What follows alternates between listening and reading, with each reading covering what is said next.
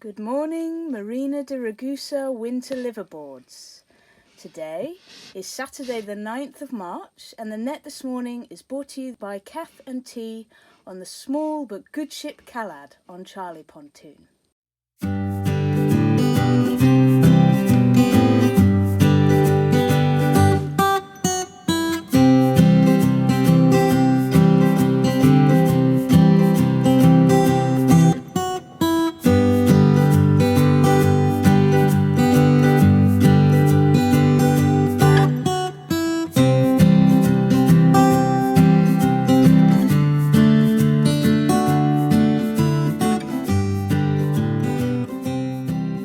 The weather forecast today for this weekend is going to be lovely. We've got sun all day with highs of 18 degrees. Weather forecast for tonight, dark. The barometers remain high but will start to drop early next week. Light winds from all over the place, to be honest. Meanwhile, in the UK, our crack snow removal teams have been removing snow around the clock. And now that the area around the clock is clear, they can start work on the streets. Hello! Hi! So, we haven't done a video for ages, I'm really sorry. But we have filmed lots, haven't we? Yeah, we've done quite a bit. So we thought we'd tell you a little bit about what we've been doing since we've been in Sicily. So we wintered in Sicily, Marina di Ragusa. So what's happened? I think the last video we did was just before Christmas. Oh yeah. With the peanut Jesus. Yeah, all the nativities from the local kids, that was nice. So we had Christmas.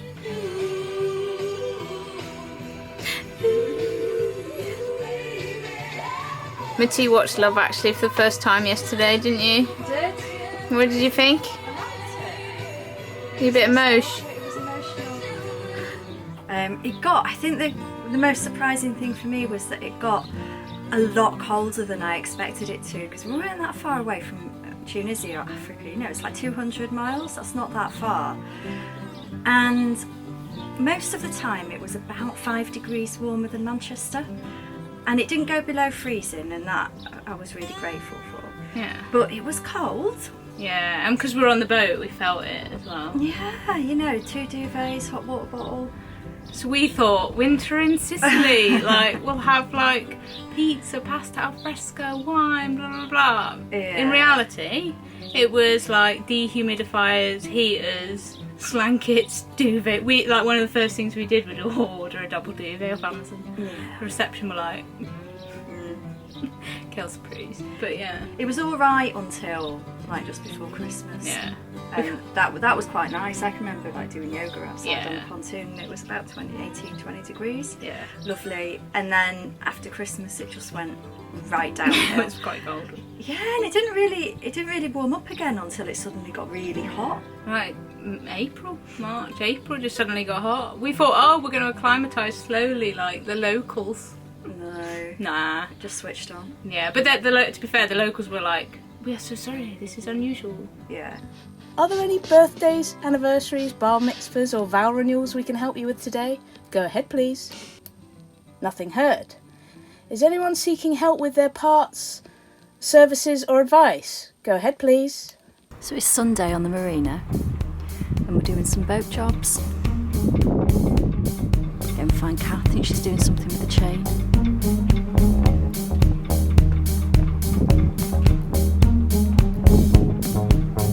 Right, Kath. What are you up to? I'm feeding the anchor chain. It's taken me ages. How long have you been doing it? Well, I'm just giving it a little bath, and I wanted to check the links, and we've got 85 metres, so it's, you know, it's taking time. The chain on the bow is the chain that's been used the most, and if you follow it down, basically the chain improves as you get to the end. It's been used less. So, well, what I've done is I've upended it, so we're going to use the chain that's been used less this season. We were checking the chain for wastage here. In the commercial world, there's a limit of 10% for what's safe to use. We don't have that much, so we're not doing anything now, but we'll probably either re-galvanise or replace it at some point in the future. So what did we do then? We did a lot of work. We did a lot of work. Like work, not... We did a lot of work on the boat, but we did a lot of work. Yeah. Saving the coffers, weren't we? You did loads of consultancy. I did. I didn't know what was going to happen because, you know, I've not been freelance before, so I was prepared to do not very much for not very much, but actually it snowballed a little bit in a good way, no complaints, but yeah, had to wind that up a little bit. You did work? Yeah, I was still working, I was still employed 2 days a week, and I carried on doing that. I was seeing the project through to pretty much the end, and that took up a lot of time because things on the boat take a long time to do, like laundry and cleaning, and just the normal stuff that you do takes a lot longer. Yeah. We were really busy. You speak to people and they're like, oh, you're living the high life, and like, Sicily, that must be lovely. And don't get me wrong, it's like, it's my dream, la la la, we're loving it, but in reality we're like, it's 5 degrees, we're on a boat, it's really windy, we've got a dehumidifier and a heater on, it's taken us an hour to go and have a shower. I changed the toilet pump this morning. How's your day going? Like, in reality it's not quite what people think, but... No, the relative comfort of an ordinary house and an ordinary life, you know, far outstrips any high life that we're living here. Yeah. But we love it, and like Kath said, it's our choice. And, you know, it is a lifestyle choice, but it's not luxury. Yeah, no. Social activities and events. Are there any announcements this morning? Go ahead, please. And Sicily was lovely, and we did Oh, explore it as well, didn't we? Yeah. We did manage to get out and about a bit, usually doing a bit of work at the same time, so it wasn't like full holidays, but went to Palermo. Love Palermo.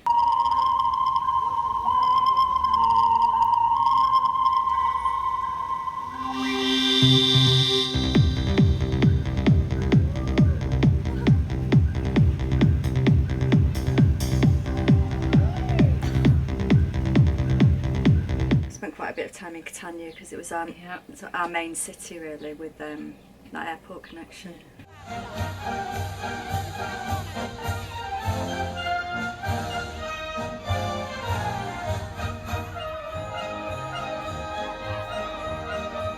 Went up Etna volcano, which was like high up my list. High up.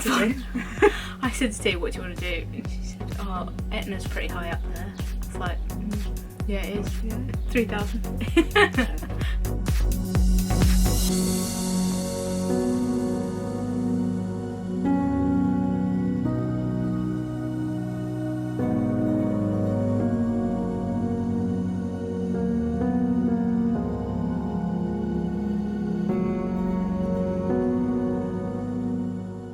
We also went to the catacombs, which I think we did film a little, not inside, we didn't film inside the catacombs, no, but it's basically like 1,200 dead people, literally dead people.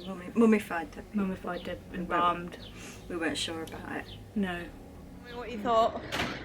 We went to the catacombs, and they were just, I don't quite know what we were expecting, but it is just lots of embalmed dead people. Yeah, loads from of them. 1500 or something to about 1870 odd. Really close as well, like I couldn't get further enough away if I tried. Yeah, they were hanging off the walls, quite close, really close in fact. Yeah. And there was like a corridor for men and a corridor for women and a corridor for professional people. So they had clothes a lot. In some cases, like, you know, hair, the best dress.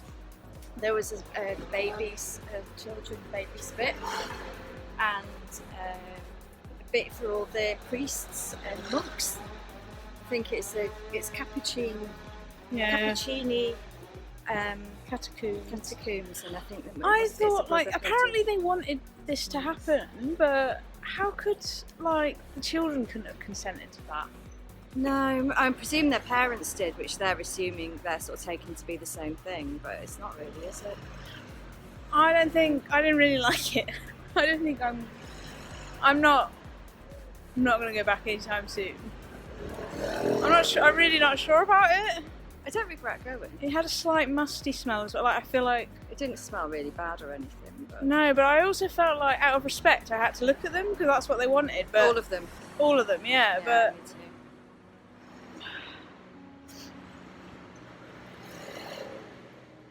I guess it lived up to its expectations. I mean, it did take us like 2 weeks to get over that. I did wake up having. Yeah, it dreams wasn't about alright. It Not really really. wasn't. I'm still surprised that it's a thing, but anyway.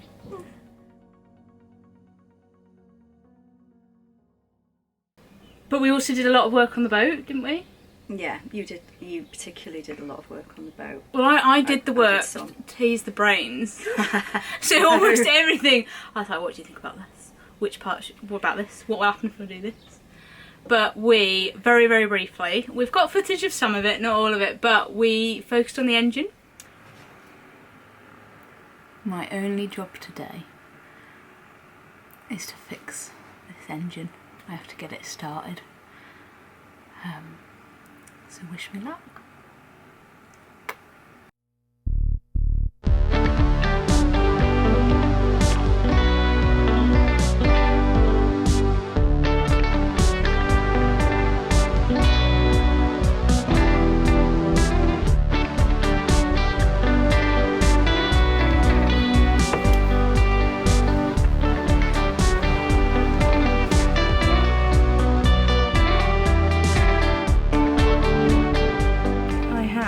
Removed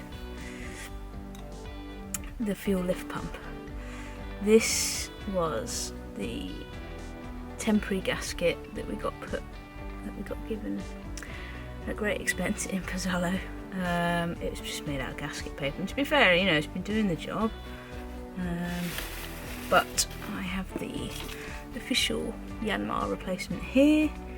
Yeah, I'm going to clean it up, put it back in, reconnect it all, and fingers crossed this might help with some of our fuel leaks.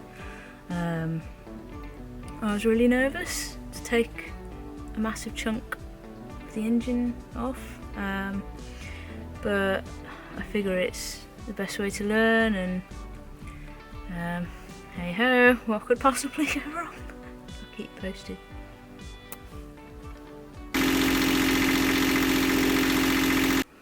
So, got the engine started, ran it to warm it up and get all the juices flowing, but we've got a couple of problems, I think.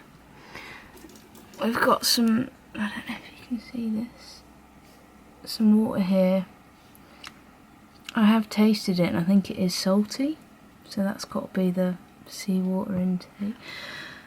We've got some oil here, which looks like it's coming from this fella. So I'm going to investigate that. And I think we've also got a slight fuel weep. I don't know if you can see the yellow there. So it's not plain sailing or plain motoring just yet. What's going on, Matty? Well, we're in our second or third phase of trying to work out what's wrong with the engine. We've done quite a lot of things to it. Kath's done lots of servicing type things like changing the impeller and the oil and the coolant, and while we seem to have resolved the problems that we were having after the passage, we've got a new one. The freshwater cooling system isn't cooling properly, and we can't work out why. So we've been talking to lots of people and doing lots of reading, and we're gonna do some more tests. We've done some already, but we're going to do more. We've obviously changed all the coolant. We've drained that out now, and we're going to, with fresh water, try and work out how that's circulating around the system. So one of the things that we've just noticed is that these two pipes here had quite tight Jubilee clips on them there, which had actually closed by about 50% this hole. So it's possible that not enough coolant was getting through. That could be a contributory factor. So the two main things apart from that it might be is either there's an airlock in the system somewhere, which could be really quite difficult to find, but there's a process for doing it. It's called burping the pipes, so we'd have to squeeze them all and try and make sure we've got all the air out. It could be the freshwater pump, which would be annoying because it'd be quite expensive and it's not something we can really replace ourselves.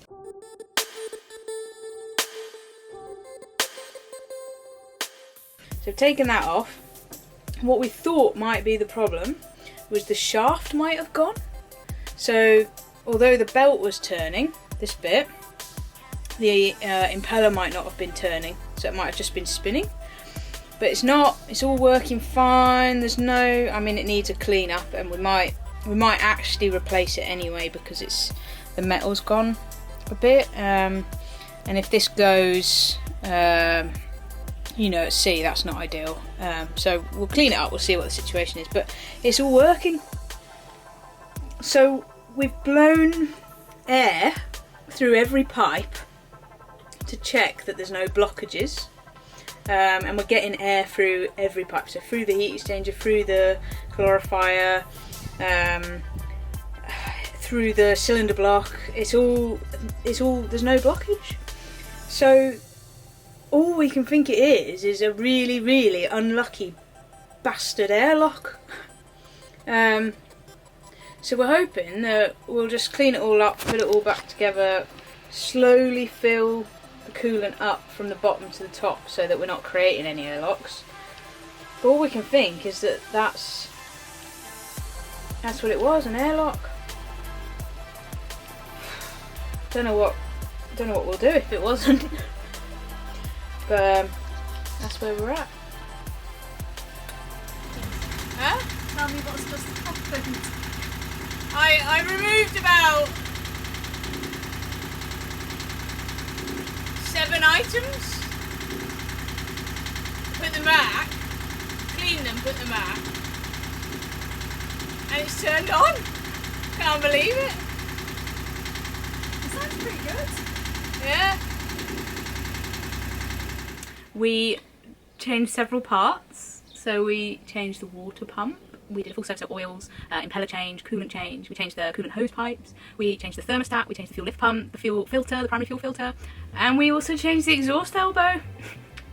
Well, none of this was planned. And at the start, I said to T, I think we should just take, because of what happened last year. Like, I think we'll just take the engine apart, get to know it, la la la. And you were like, terrible idea, safety card. No, we're not going to do that. Which is the right decision. Well, yeah, you know, it was. And then we were like, okay, well, what we'll do is we'll get a mechanic to do it, because then we'll learn from the mechanic, and like, you know, that's the professional thing to do. The mechanic wanted quite a lot of money, so we were like, change plan. Kath does it, and we'll learn. And if I screw it up, which I did many times, then we'll pay for someone to fix it. Fortunately, we didn't have to pay for someone to fix it. We managed to unscrew it up with the help of some lovely people in the marina. But it's good. We've learned loads. Yeah, it was definitely worth doing it actually. And it was funny because there was obviously we wanted to do the thing that was going to be safest. So what was driving my thinking was, if we pay for a mechanic to do it and have a really good look at the engine, then that's going to be safer, isn't it? But then somebody else pointed out that if we learn how to do it ourselves in an emergency situation, that would then be safer because we'd know more about it. And having gone through that, having to do it ourselves and learn about it route, I definitely think that's true. 100%. I feel so much more confident that we could troubleshoot it and probably fix it, and you know exactly what spares we've got. We've got loads, we've got like every gasket and gasket. Yanmar is our new favourite brand. Yeah. Which is really sad. No Gucci. But not that not that we ever were, but yeah, it's definitely not even H&M now. It's just Yanmar, so we've got all the spares. We learned loads. We even changed like O-rings on the high pressure fuel lines, which for those, you know, it was they don't leak now. No, now they don't leak. Yeah. So it was really satisfying, like fixing problems. So we did that. We also changed the buttons on the windlass. We serviced the windlass. We serviced the windlass. So that goes.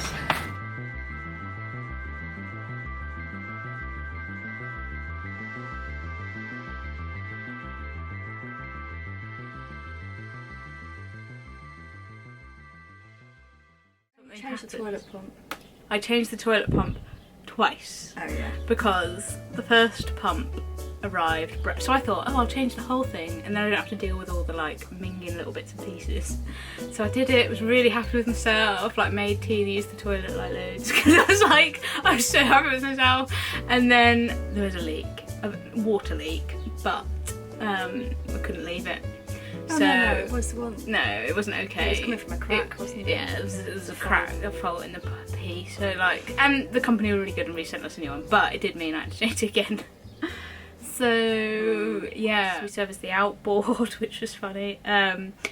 We did teak 1, 2 and oil on all of the outside teak. Yeah.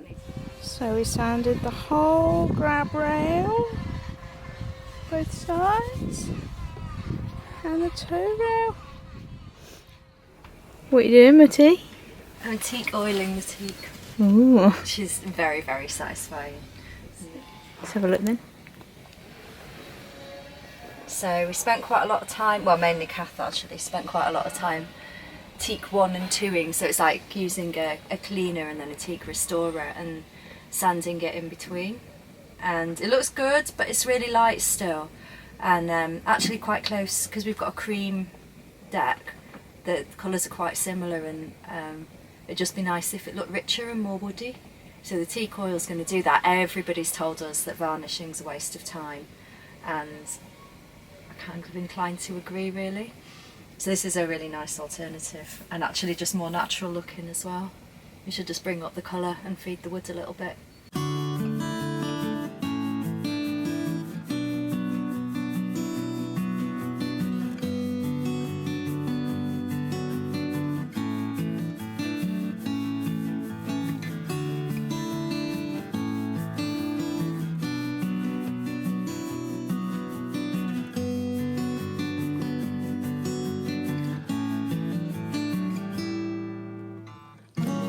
Anyone else would like to say hi or goodbye? Go ahead, please. No? Okay. Well, T and I are off to the UK next week for work, family, friends, and a raft of the usual medical professionals, aren't we, T? Yeah, that's right. Remind me, who is the top guy at the hospital these days? Well, that's the ultrasound guy. Right, so who takes over when he's not in? Ah, well, that'll be the hip replacement guy. I mean, Marina di Ragusa was one of the bigger liveaboard communities. Yeah. So like, I mean, we'd estimate about 100 people, 150 people living on boats. Yeah, probably in total, and it Different- changed at different yeah. times. So there were people that were there early on when we got there, and then they disappeared and then came back in the spring. And there were Yeah. people that were there all year. There were people, a lot of the people with kids went over Christmas, but I mean, there were like 24 kids. 22, 24 kids Yeah. at its most on the marina, which is obviously really good for the kids. Yeah. And nice, creates a sort of quite balanced, balanced It's a nice community atmosphere. anyway. But, and overall, like, everyone was really welcoming, really generous with us, really embracing, and Yeah, it was nice. yeah, it was really nice. Really, really nice. I think trying to live on board a boat through the winter without any kind of community around you would be really difficult. Yeah. Actually. Yeah. What was difficult for us was we were basically still working full time. A lot. So we could do the happy hour on a Friday night, although we couldn't wipe ourselves out too much. But we couldn't do the Tuesdays because we're working, and like the hangovers were just horrendous. And you know, so it depends what you're looking for, I guess. It was really nice to be able to opt in when we had the time. We met some really nice people. Oh, we've met a friend I think people will keep in touch with for a very long time, you know, possibly friends for life even, but, and there was a real sense of, you know, if we had a problem, that you'd have like 5-10 people just really, really desperate to help you, so that was really nice, and we really appreciate it. Anything else? No, other than that, I miss the ice cream. T just has developed a special skill, and the special skill is we can We can be within a mile of an ice cream place and she already knows it's there. No, I know when it's a good one or not. Like, That's the straight away, she's like, yeah, no, not that one, that one. We're going to that one. And then, you know, and then we'll go to another town. She'll be like, yeah, no, that one. We went to Manchester. We went back to Manchester and a new Italian gelato place opened and you'd already sniffed it out. We'd only been there like half an hour. It wasn't. It was quite big. It's a special skill. Yeah. They have it. They eat the ice cream in brioche. It's so filthy. It was so good. Yeah, they don't mess about. Like, No, it's a breakfast food. it's a breakfast food. So they put the ice cream in a brioche, and it's not. I'm not talking like one scoop. It's like Yeah, it's quite a it's lot. 2 or 3, You have choice of, you know, more than one flavour. and you eat it like a sandwich for breakfast. It sounds quite good. It's better than that. Yeah, I mean it was good. It wasn't. I mean, we need to shift the pounds now. Like we're dealing. You can probably see. Like we're dealing with the Sicilian waistline expansion, Vina Rosso. But it's very nice. Yeah, it's great. Finally, is there any other business before we close the head? Go ahead, please.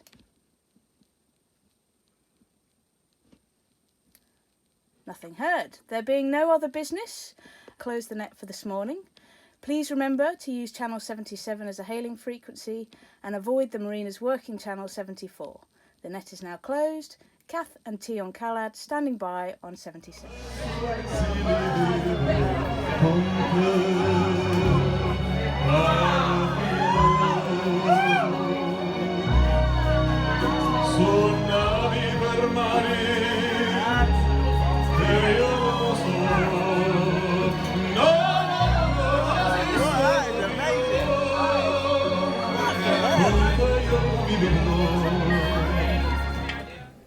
Should we do that with your lips?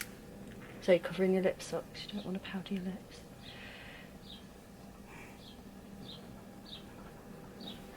How's that? Better? Better. Am I? You look wonderful.